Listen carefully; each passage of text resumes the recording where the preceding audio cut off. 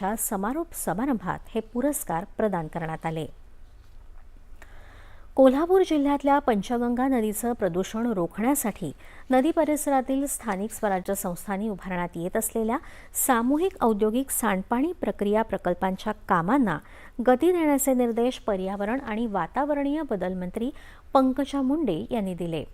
तसंच कोल्हापूरसह राज्यातल्या औद्योगिक क्षेत्रातले रेड झोन, साखर कारखाने, प्रदूषित क्षेत्रातील सर्व सामूहिक औद्योगिक सांडपाणी प्रक्रिया प्रकल्पांची क्षमता, प्रत्यक्ष वापर तसंच या प्रकल्पांचा वापर करणं अपेक्षित असलेल्या आणि प्रत्यक्ष वापर करणाऱ्या औद्योगिक घटक यांची पाहणी करून त्याचा अहवाल येत्या 8 दिवसात सादर करण्याचे निर्देशही त्यांनी यावेळी दिले।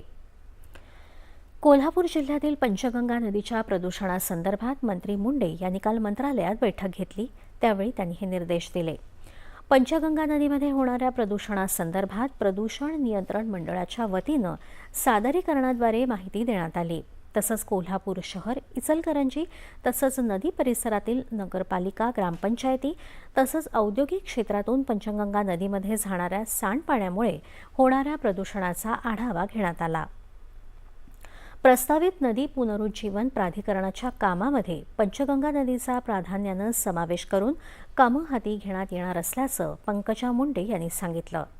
राज्यातल्या सर्वच ठिकाणी असलेले सामूहिक औद्योगिक सांडपाणी प्रक्रिया प्रकल्प प्रत्यक्षात किती क्षमतेनं सुरू आहेत आणि औद्योगिक युनिट्सकडून त्याचा किती वापर केला जातो याची प्रत्यक्ष पडताळणी करण्याचेही निर्देश त्यांनी यावेळी दिले।